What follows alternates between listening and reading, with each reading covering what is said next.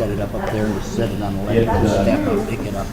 You know, it is Either one will work. For church, and the first day of church is the Sunday for 2017. In addition, it's communion. It's just a perfect thing that happens not very often. For about every 7 years, I think is what it is in the cycle, where about every 7 years, the first Sunday of the first year. And it's interesting that, especially this year, as we have, I think we're all kind of looking forward to something different. Although today feels like yesterday for some reason, a little bit. I don't know that there's much difference yet, but it's still early. Except the fact that we're here and we're able to gather together in Christ's name, and as we start off a new year, and that's probably not all you're going to hear me talk about that, because I know that my personal feelings is that as you know, the people were very holiday or date oriented, and I've always wondered, I wonder what the Lord thinks about dates and times and minutes and seconds. Although He gives us a glimpse, and I was thinking this morning on the way in, you know, as we get before the judgment seat of God, and if we have a question, we know, what about time? I wonder if His answer will surprise us about time and how we see it versus how He sees it. Well, one of the things that we have to think about, and I've been thinking a lot about, is how can we align ourselves better with the Spirit of Christ? It says here, And because that is what it is all about, is we recognize the verb, we see the blessings. And I found this story talking about becoming as little children, because the scriptures are full of those, and the reason we want to become as little children is because of the innocence. And the end of the story ties it all together. So you have to bear with me here a little bit this morning, because it talks about a family, and the family this family had went out prior to Christmas. They went out to a restaurant. They were the only family in the restaurant. There were other people in the restaurant, and the family, they had set their young son, his name was Eric, and they set him down, you know, like we would. You get to the restaurant and set him down. Everybody was quietly eating and then talking among themselves, and then all of a sudden they noticed that Eric was laughing and talking and making gestures and pounding his hands on the high chair tray, and he was laughing, and they were wondering what was going on, and the mother looked around and saw that where the source of his excitement and merriment was, she says. It was a man whose pants were baggy and his zipper would happen to be half masked, and he had shoes, kind of, although his toes were poking out of it. He was very dirty. His shirt was dirty. His hair was uncombed, unwashed. He had whiskers, and it says that, she goes on to say, you know, we were too far away to smell him, but I'm sure he smelled, he said. His hands waved and flapped, and he kept talking to Eric. He said, "Hi there, how are you doing? I see you over there," the man said to Eric. And my husband and I exchanged those looks, as parents would, and looked at each other like, okay, what do we do? What do we do? But Eric continued to enjoy the attention, laughed, and answered him back and forth. But everyone noticed, everyone in the restaurant noticed, because the man was pretty loud. You couldn't hardly miss it. Actually, to the point where we thought he was creating a nuisance, and he was tying our son into this nuisance. The meal came, and the man actually began shouting a little bit from across the room, asking him if Eric patty cakes, and do you play games, and nobody, we could tell, thought the old man was cute. Obviously, he had been drinking. My husband and I were embarrassed, and we, of course, ate in silence, with the exception of Eric, who was just performing for this old geezer over in the corner. We finally got through the meal and headed for the door. Now, my husband went to pay the check and told me to meet him in the parking lot. Now, this old man, this old geezer, she called him, sat poised between me and the door. "Lord," she said, "just let me out of here before he speaks to me or Eric." And she said, as I drew closer to the man, I turned my back, trying to sidestep him and avoid actually any air that he might be breathing. And as I did, Eric leaned over my arm, reaching with both arms, so that the old man would pick him up. Before I could stop him, Eric had propelled himself from my arms to the man. Suddenly, a very old, smelly man and a very young baby consummated their relationship. Eric, in a total act of trust, love, and submission, laid his tiny head upon the man's ragged shoulder. At that point, the man's eyes closed, and he saw tears beneath, and I saw tears beneath his lashes, and his aching hands full of drying pain, hard labor, cradled my baby's bottom and stroked his back. She says, no two beings had ever loved so deeply for so short a time. I stood there awestruck. The old man rocked and cradled Eric in his arms. His eyes opened, and he set his eyes squarely on mine. He said in a firm and very commanding voice, you take care of this baby. Somehow I managed, I will, from a throat that contained a stone. Now he pried Eric from his chest, willingly, longingly, as though he were in pain. I took Eric back. The man said, God bless you, man. You've given me a great Christmas gift. You see, I never saw my child growing up. My wife and son were taken from me in an automobile accident when they were very young, and I never got over it. I said nothing more than a muttered thanks, and I'm sorry to hear that. With Eric in my arms, I ran for the car. My husband, as he came out, was wondering why I was crying, holding Eric so tight, and why I was saying, my God, forgive me. I had just witnessed God's love shown through the innocence of a tiny child who saw no sin, who made no judgment, a child who saw a soul, and a mother who saw a suit of clothes. I was a Christian who was blind, holding a child who was not. I felt it was God asking, are you willing to share your son for a moment, when he shared his for all eternity? The ragged old man unwittingly had reminded me of the scripture in Matthew 18, and verses 1 through 3. At the same time came the disciples unto Jesus, saying, who is the greatest of the kingdom of heaven? And Jesus called a little child unto him, and set him in the midst of them, and said, verily I say unto you, except you be converted and become as little children, ye shall not enter into the kingdom of heaven. Whosoever therefore shall humble himself as this little child, the same is greatest in the kingdom of heaven. What a blessing that happened, and the fact that it was shared with us. But I just stopped and read 2 or 3 times this very last paragraph. I was a Christian who was blind, holding a child who was not. What a wonderful comment. So as we prepare ourselves this morning, we're going to sing hymn number 38, In God's Most Holy Presence.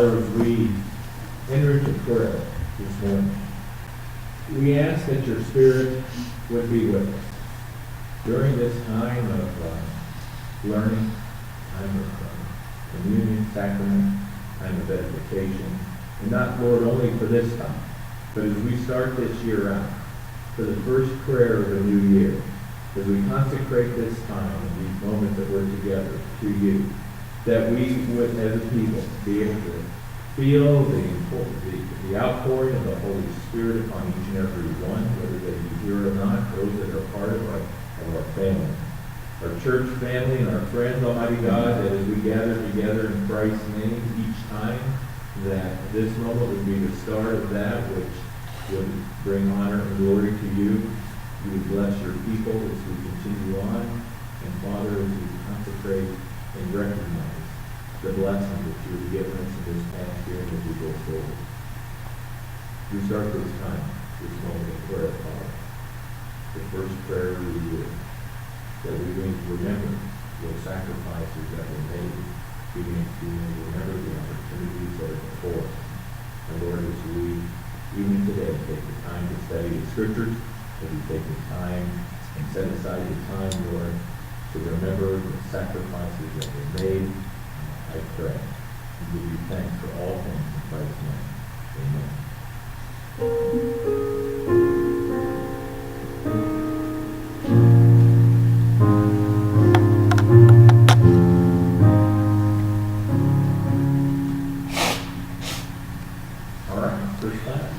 First class is 26. So for those of the semi-adult or adult class, whatever you want to be today, we are in, of course, 1 Samuel, and we're going to start in chapter 9. We won't spend a whole lot of time there.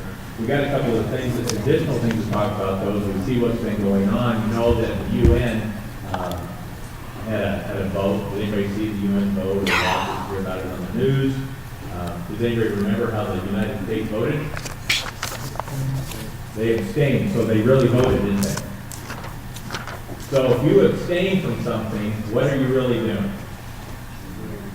Yeah, you're really voting for the other, right? You know, the United States come out and they said, okay, we're not going to agree to any of this, but we're not going to disagree with either.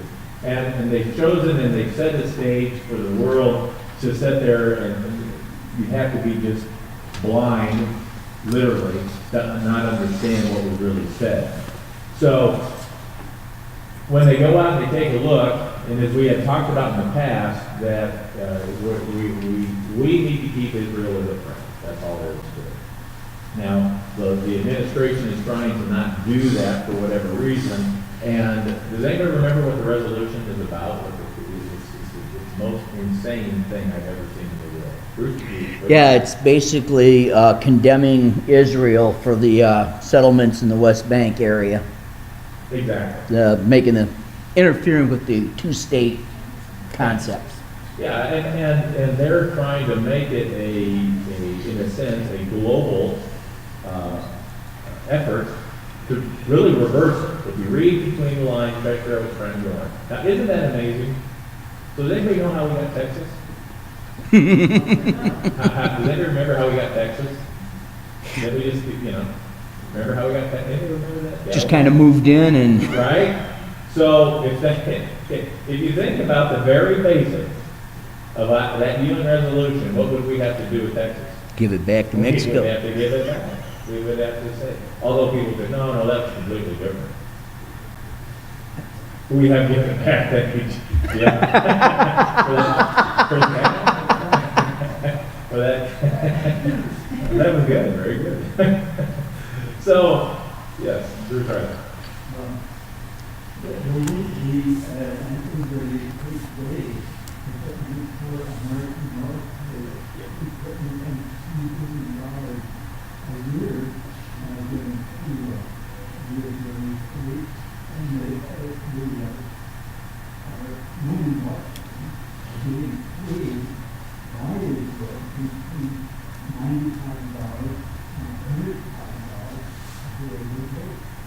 That's true.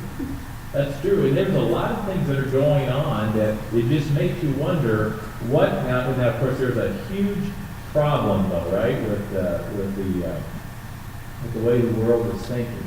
And if we think about it in a geopolitical, because and you say, well, wait a minute, are we trying to study the scriptures? Well, there's a fine line between the scriptures and geopolitical situation, because if what the scriptures are, they are political situations.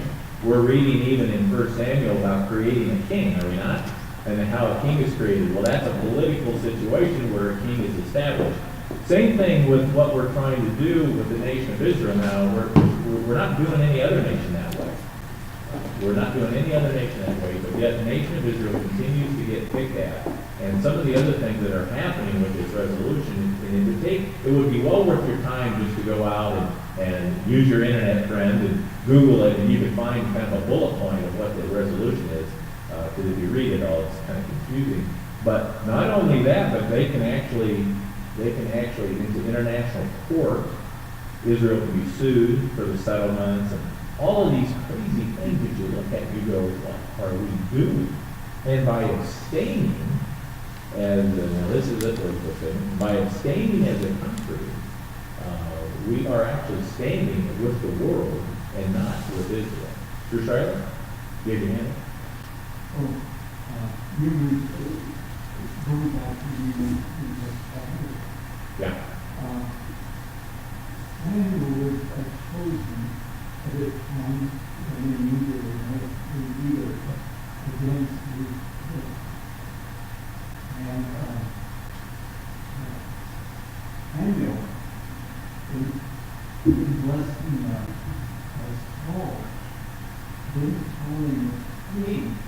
It was the Hebrew was he was actually appointed as captain rather than king.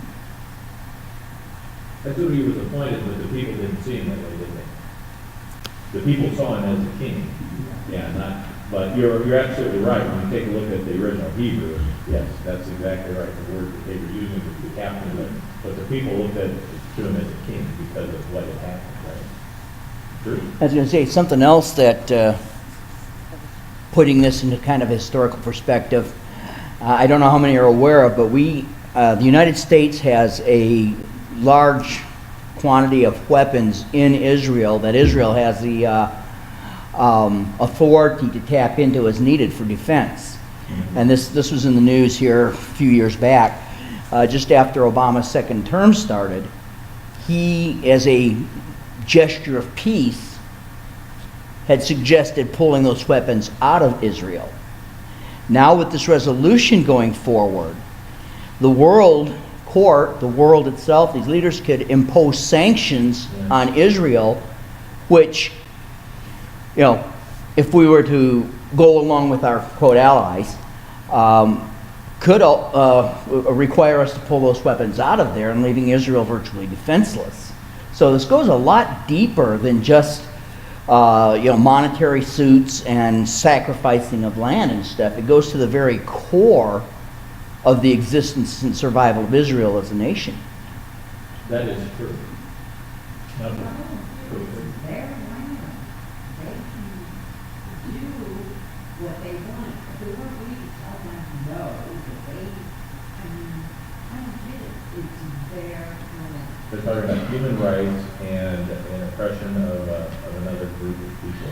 And that's where this hinges back. You have to trace this back quite a few years between the different groups and the war. It was 1969. That was the war in 1969. Yeah. 67. Bruce?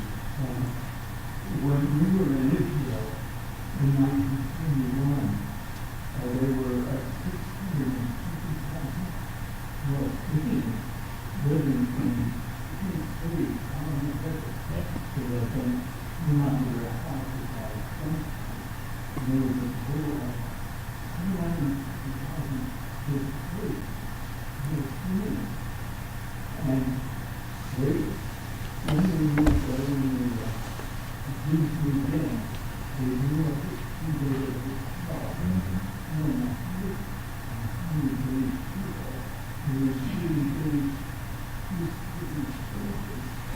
And the United Nations wanted that land was clean for their help in helping the British manage it. And that land has been promised by England and the other countries to the Palestinians. Right, that's exactly right. Okay? Well, I think for bypassing, I'm not thinking of what this is all about. Because when the UN was established, before that, who promised this land to these people? God. The world does not see that. They don't take it into consideration whatsoever. No, that's Talk good. about politics and what God is doing, and I tell you, there's some problems. And this has come up, this is not the first time that this resolution has come up before the UN. That's It's true. been coming up down through the years. Similar versions of And it. we've been voting it down. Yeah. Now, why was it voted down? Our president, remember who he is? Correct, right. He's a Muslim. He's protecting his thoughts and his people all the way, and he has for 8 years. And it's going to be proven down through the years more fully than it has been in the last 2 weeks. There's going to be 2 more weeks of it too. It's going to be a This is what's going to cause problems. We negotiated, and Bruce said, took the arms out of Israel. We took them out of Turkey, we took them out of Eastern Europe to satisfy the Russians and those people there in order to have peace. That's going to end. Okay, very good. Bruce? Yeah, you know, to kind of piggyback on what Jack is saying, if we look at what we've been studying, Mm-hmm. we go back about 3,000-4,000 years ago. God brought Israel out of Egypt and gave them the land of Canaan as the land of promise, which became what's modern day Israel and the West Bank and all that. Through their sins and hard-heartedness and stiff-neckedness, Israel was removed by God, by Assyrians, the Babylonians, and so on, and dispersed. Same under the Roman Empire.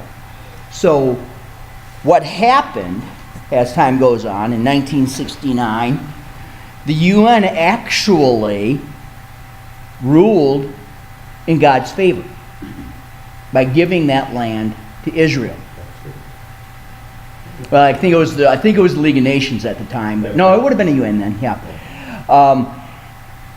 So now we have a situation where man again is turning his back on God and saying, "You don't matter. We're going to make peace our way," and totally ignoring more than 4,000 years of testimony, because this is just a good book.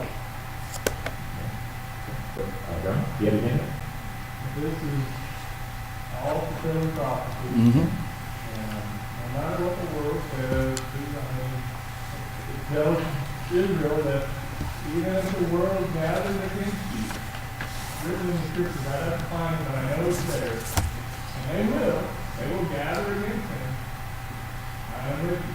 Mm-hmm. And all these things have to take place. And it's all written in the scriptures, these things will happen. There's a lot of bad things coming for Israel, but there's also good things too. Oh, the blessings are, yeah, Yeah. immense, but they'll have to go through trials to get, they'll have to go through the sour to get to the sweetness of the blessings. Right? Milo? Speaking about the United Nations, I just saw today in the news that the United Nations has got about 100,000 troops in Africa Yeah. and about less than 30,000 in the Middle East. And that those who they have over in the Middle East in the authoritative position are all basically Al-Qaeda trained. They're not even United Nations. They're not even following United Nations. Well, I want to say that whatever plans and whatever they put out and put out Accords. for them to train on is not being used right now. All right. Right now. and that we have close to a total disaster in the Middle East. That, it is very interesting. Isn't that to see. kind of news? What's that? Isn't that kind of newsy that the Middle East is in trouble? Yeah, that hasn't happened much for every day for the last 2,000 years or something like that. So. Well, that is true, because as Michael pointed out, if you go a couple of thousand or 1,000 some odd miles south of where all this turmoil is taking place, we have worse atrocities happening every day. We're in Africa, and when we talk about tribes and land, and, those types of things, and the United Nations is pretty quiet on that front. Because nation is well, I think it's because of the, as we talked about, nation of Israel is a hotbed of spiritualness. It really is. Mhm. Take a look at what was happening, the powers and principalities that are talked about in the scriptures. True? Answer honestly, say that in Israel there's the most gracefully mixed people in the world. And the Jews themselves, you would three-quarters of them are axiomatic. Now, axiomatic was a son of Jacob. They're not even. Yeah. And another big part of the Israelis are in about 800 AD, there was a mass kingdom of God and the king who lived in that religion. So he provided the assistance between the Muslims. And he was just on the duty. He's got, I believe there's not many people in Israel that are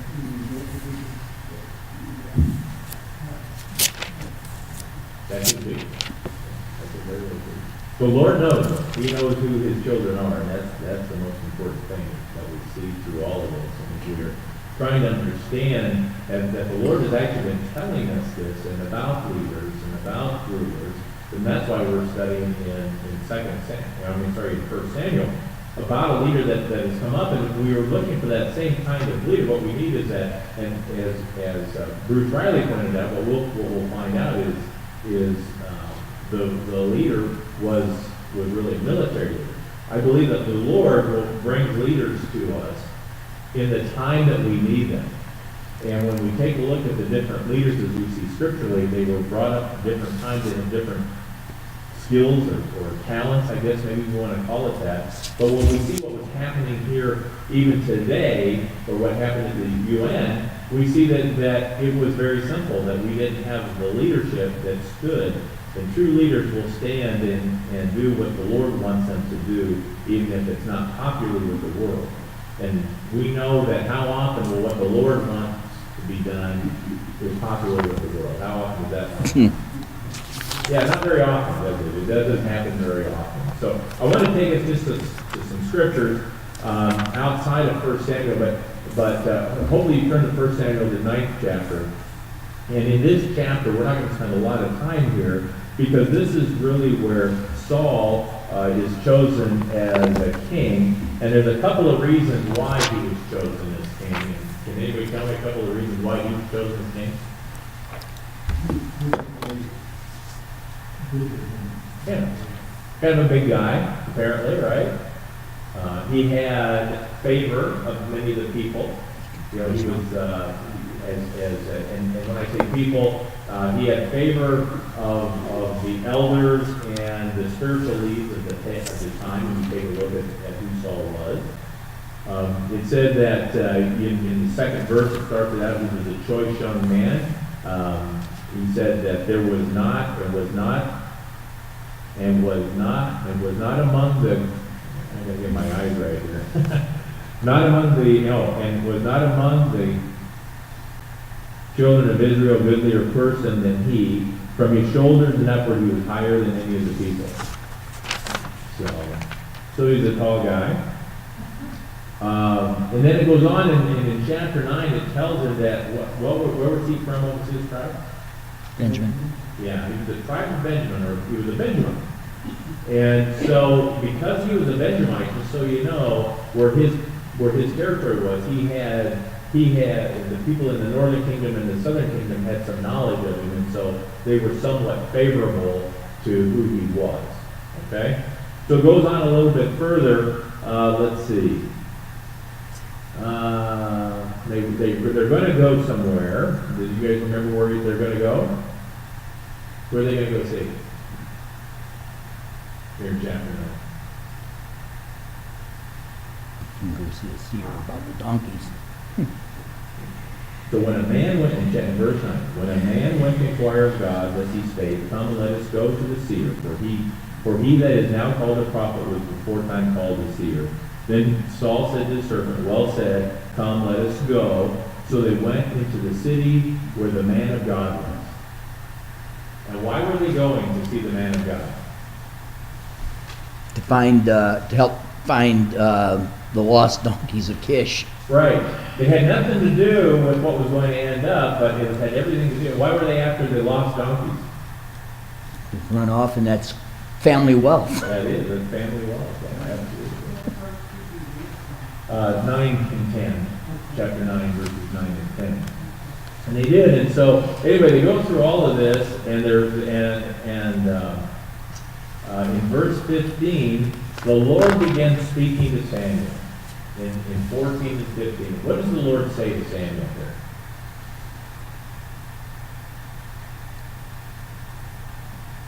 What does the Lord say to Samuel?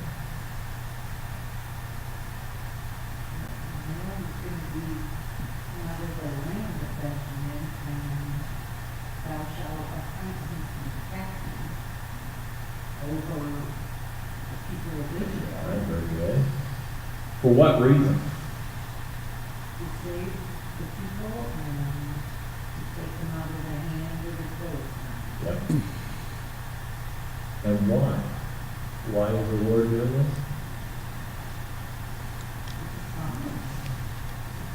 Because the cry of Israel. Absolutely. So look at this. Now this verse by itself is awesome. Because here we have the stories. We have Saul coming in. He's really looking for some guidance. He's willing to pay the prophet seer just so they can find some donkeys. And Samuel talks to the Lord, and the Lord, because the Lord has heard the cry of the people, and the Lord has responded. Even though he said he wouldn't. Remember a few verses ago, he said, no, I heard that it's going to fall on deaf ears. I'm pretty angry with the people. But he had compassion on them because of their cries. And so he goes to Samuel and says, there's going to be a guy coming through the city, and he's going to be the one. Bruce?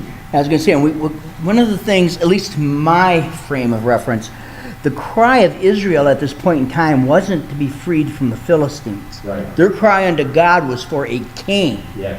God added that extra blessing in. Saul, through his actions, will bring about your deliverance from the Philistines. Israel hadn't asked for that. They didn't know it was coming. Perfect. That's exactly where I wanted to go, because they were, if you remember right, and Bruce articulated it very well, the children of Israel were crying for release of the oppression that they believed that they were under because of the sons, right? And that was but a temporary thing because they had no foresight into what was coming. The Lord had the foresight. He heard the cry, and he's telling the people through Samuel, here comes a guy, here's what's going to happen. He's going to be a leader. He has a military background, and you're going to need that. So does the Lord continue to work in our lives that way? Does he give us what we need or what we want? What we need. Very good. It's what we need because sometimes we don't know what we want. We think we know what we want. And that's what the Lord is trying to get across here when he told Samuel, and then he told Samuel, and can you imagine now, you got to realize, Samuel and Saul had not met. So whose word was he going on that Saul would be the king? Is that not a lot of faith? So think about the amount of faith that it would take. And now once Samuel would okay it, the majority of the people would be on board with it. So let's go a little bit further. So anyway, as we try to understand what's taking place here, It said, okay, he's going to be of the tribe of Benjamin. In verse 17, when Samuel saw Saul, the Lord said unto him, Behold the man whom I spake to of thee, this same shall reign over my people. And Saul then goes over to Samuel, and what's Saul looking for? Some donkeys. Yeah, well, he's looking for the seer's house so that he could pay the seer, the prophet, to know where the donkeys are. What does Samuel tell him? In verse 20.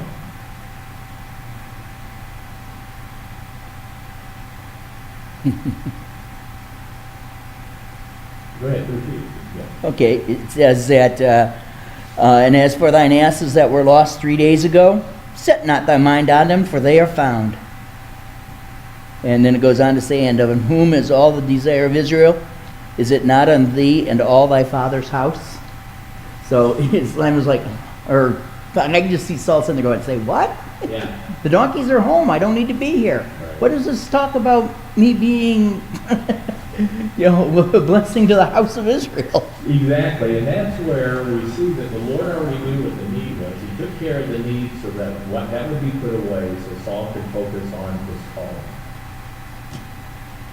He could focus on his calling. And he was called to be a leader of the people. And we're going to read a little bit later that he kind of fell out of bed with that, but which happens to the people in power and everything. So when we see there, here where it says that, Saul comes into him and says, hey, am I not a Benjamite of the smallest of the tribes of Israel? So what is Samuel trying to do here?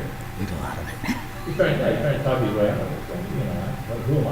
I'm just a Benjamite, a small tribe, very small tribe, don't have a lot of friends, don't have a lot of influencers on Facebook or whatever that is. He goes on, my family, and my family, the least of all the families of the tribe. Not only is he of the tribe of Benjamin, which is a small tribe, he's trying to say, and besides that, my family is so small within the tribe. He goes, you wouldn't even recognize this. So he's trying to talk his way out of the responsibility that the Lord has placed upon him. Bruce? Benjamin is called the tribe of life, and it was called Benjamin when they were in the same Benjamin is the life when it Judah is look at all of the original apostles, even Paul, when the life was originally divided, Jerusalem was in the Right, that's exactly right. You have to look at the old maps. And it will be restored to that too, if we understand prophecy. Yeah, there's something that we should take note of here in Saul's "Who am I?" Because there's a pattern there. We have it with Moses. We even had it with Joseph Smith Jr. Who am I that you would do this? And God says, hey, I can take the least and make the greatest blessing and glory out of it. For us today, how often is God looking at us and putting in our minds and our hearts that something that needs to be done, and we stop and say, who am I? I'm nobody. And we let it go at that. We don't finish the conversation. And what would happen if we let that anointment flow on us? And that's a great point, because what happens so many times is we use the who am I because it's a I don't want. It's less a who am I, it's more of a I don't want. And that's exactly what Saul was doing. He wasn't trying. He really didn't want to. All he wanted to do, he was on a mission, wasn't he? All I want to do is get the asses, and I want to get them back. I'm not going to get in trouble. Been in loss for 3 days, and I am in big trouble. And it was that simple. That's what he was looking for. And the Lord had a different plan. Fortunately, Saul was able to listen to Samuel, and Saul was converted. It was probably the free lunch. It was probably the free lunch. But Saul actually was converted to take on the leadership role for the people. But he had to be convinced. He just didn't walk into it willingly by any means. So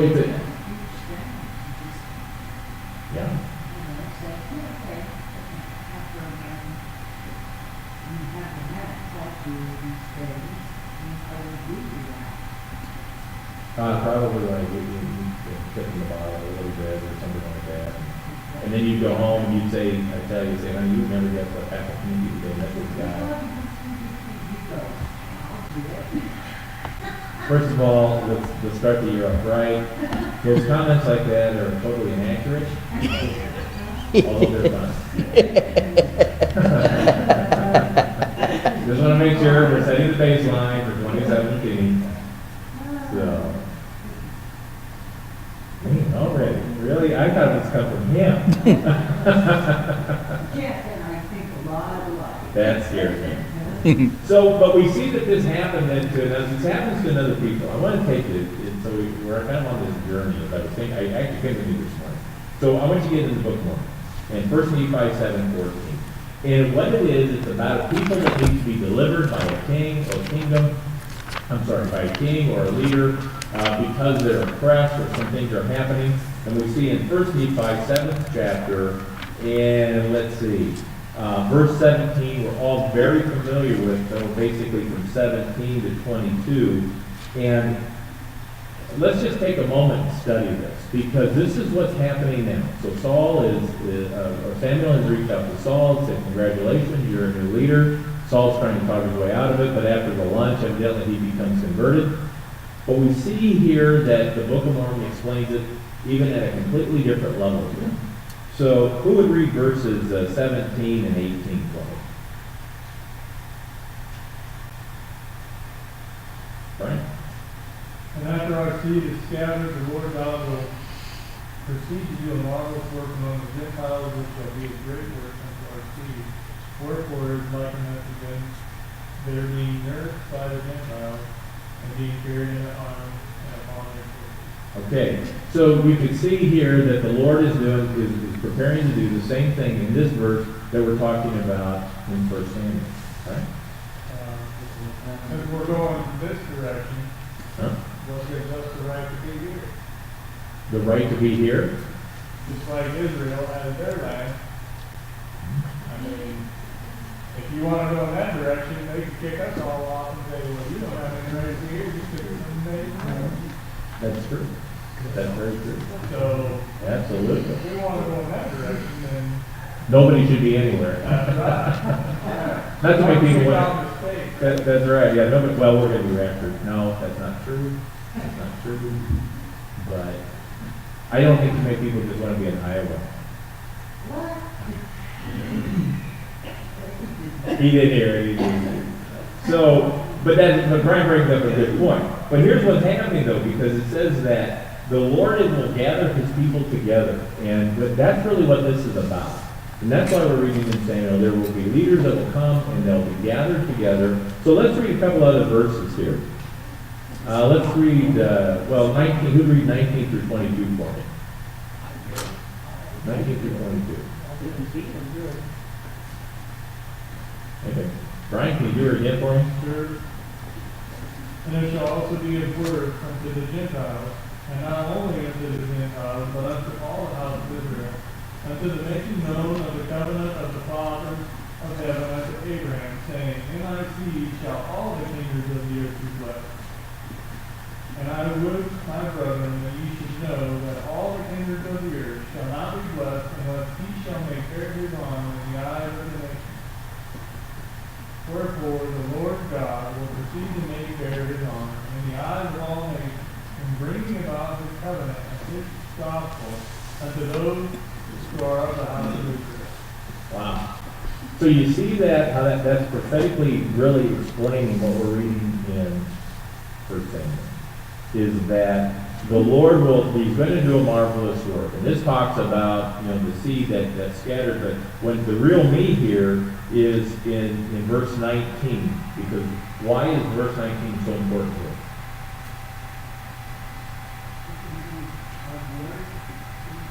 What kind of work could this be to the Gentiles? Yeah, salvation, the saving of their souls, right? That's exactly right. And the explanation, and that's why the Book of Mormon does such a good job of helping people understand so much of the Old Testament and even the New Testament here, because it is talking about the redemption and the freeing, if you think of it that way, to the house of Israel. Because now not only will the Gentiles help free as far as a carnal state, where it's from land, but what is it talks about in verse 20, a different kind of freeing. And what are they really trying to be free so that they can see?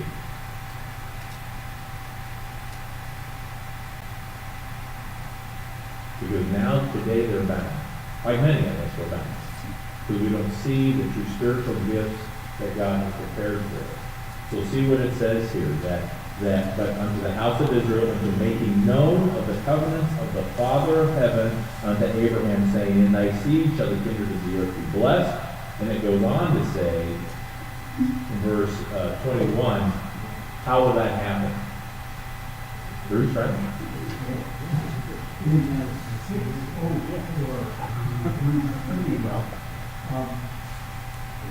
They were about 18 years with 90 Israel. They had 20. They were 29 years with the 2,520 years. Now that kind of least and I thought is 1776 Okay. in America. Yeah. That's interesting, isn't it? How prophetically those things took place. Now, when we see that what is even happening here, how those blessings, like Bruce had pointed out, that in verse 21, how will that blessing manifest itself? How will that blessing manifest itself? Well, to be a blessing to the whole world. It will be. But there's a way that it's going to come about. And it says in Scripture, and I would, my brethren, that you should know that all the kindreds of the earth cannot be blessed unless he shall make bare his arms in the eyes of nations. Now, when we hear that he needs to make bare his arms in the eyes of nations, is that going to be a good Monday? That's usually not what that means. In Scripture, when we see that, when you make bare your arm, okay, so anybody ever made bare their arm? Jack has, thanks, Jack. And why would you do that, Jack? Did you do that so you could shake the hand of the guy in front of you? No. The heavy work's going to start. And that's what the Lord is trying to tell us here, is that although the journey will be blessed, and we, if we live the covenant, and understand what the covenant is, that the earth shall be blessed, or that the seed of the earth shall be blessed, that they cannot all be blessed unless he shall make bare his arms in the eyes of nations. In verse 22, why does he make bare his arms? What's he going to bring about?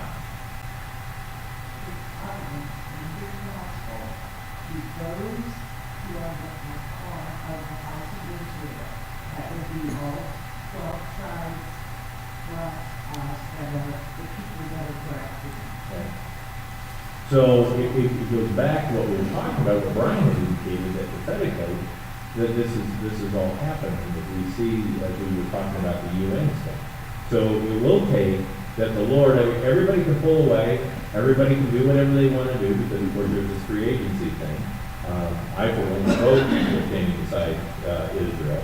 But it says that his arm in the eyes of nations, bringing about his covenants and his gospel unto they which are the house of Israel. Because it's not the fullness. They don't have the fullness of the gospel. And this has to take place, because if it doesn't take place, then the fullness, then God would not fulfill the promises that he's given, not only to the children of Israel, but to us. How would that take place? Is that Christ coming? Or, how would God, Well, show all the nations? well, prophetically, we see how that takes place as you get into Revelation and some of the other books of prophecy. Right? So that Christ coming. Well, not necessarily, but a lot of it will be Christ coming. The end result will be Christ coming. Right. Yeah, but it's the deliverance of how You really have to start reading to understand, but when you see, just like here, for an example, we're talking about Samuel calling Saul. Saul is kind of the unintentional leader. What his purpose is to lead Israel, or to protect Israel from the Philistines, right? That was his whole idea, because he was a military leader. That's where we see that the Lord will work with us to protect us. But when he makes bare his arm, we'll be able to clearly see how God is protecting us. See, Bruce, you had your hand up. Yeah, I was going to say, another part of that bearing the arm, we do that when we're tending to begin a very messy work. I think of when I'm tilling. He said that you do that, you bear your arm when you're going to do something messy, get into messy work. It reminds me of like when we're prepping our flower beds and stuff in the spring, you know, sleeves are up, pulling out the rocks and everything else, turning everything upside down. And that's what God has given us a heads up to. You know, he's going to turn us all upside down. The whole world's going to think they've got the answers and stuff, all these other nations. And then all of a sudden, boom, here's Israel. No matter what they do, Israel's still coming out on top, because he's, as long as they turn to him, of course. Right. Because they're his chosen people. That includes those of us that are grafted in as well. So, yeah, he's got not only a heavy lifting thing, it's getting down to bare knuckles and right down into the dirt here. We're going to be totally amazed when we start seeing these things come to the surface that were buried underneath. That's true. Right. This verse down in 28 is right on track, because every nation that's a war against thee, O house of Israel, shall turn one against another. And we see that prophecy fulfilled right now. Syria, Egypt. I mean, in the last 10 years, we've seen multiple nations that have warred against Israel completely just almost implode. And remember, it's not always a physical war. It could be a geopolitical war where we vote or don't vote. Ideological war. Action, sanctions. So we think about there are different kinds of ways that when the Lord is trying to get us to understand when we war against somebody or something. Bruce, right? It reminds me that from World War I, there was a captain, commander, and every day the company would repeat this song,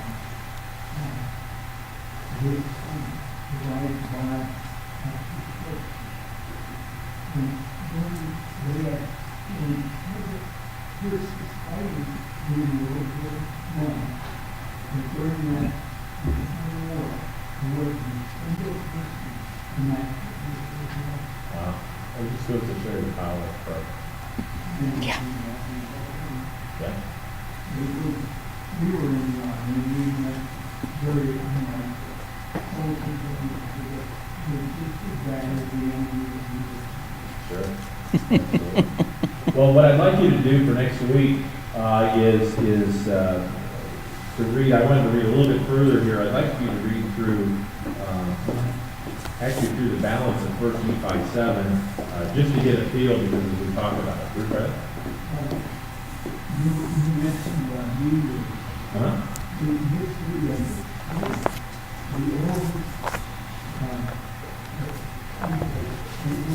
Israel, the twins of the zodiac around the field. And they began with Virgo, the Virgin, Jesus, and its end is Leo, the light. Sit back here. Yeah. Yes. And in between those, there is this city